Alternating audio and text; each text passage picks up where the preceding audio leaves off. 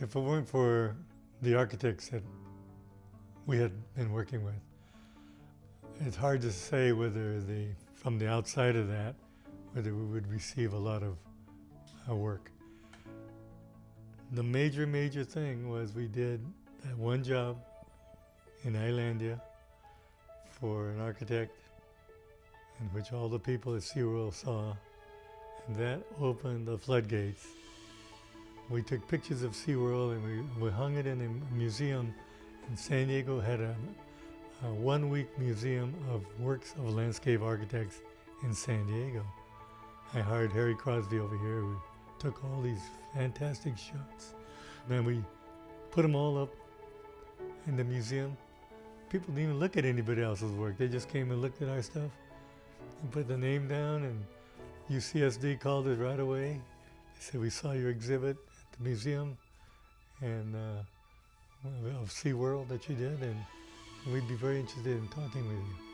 And then once those things happen, all the other architects and people who have any kind of building that's worthwhile, I mean the cheapo guys we didn't want anyway, but the ones that really had thought of doing a good landscape, proper landscape job for their buildings, whether it be medical building or industrial park, they really looked to us right away, seriously, and wanted to negotiate with me on how I would proceed with the projects. SeaWorld was, I think, was completed in '64, and immediately after that was finished and got publication and so forth, we had tons of people who wanted to work for us.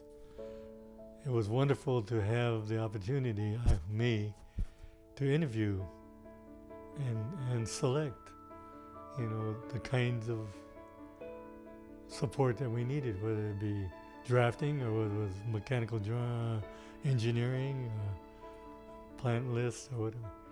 And for some reason, in the beginning, here we have a woman that's in partners with me, and yet when people came around, it took a while for us to really get serious about hiring the women until I saw some of the work that was being, in fact, Ken Nakaba at Cal Poly over here. He and I had a lot of conversations. I got a lot of people from Ken Nakaba, but he was the first one that really gave me a tip off. He said, listen, Joe, the women who are going through this curriculum, top notch, give them a chance and they'll show you that. And sure enough, I think we ended up, when I retired, I think we had 8 women. 2 of them were associates.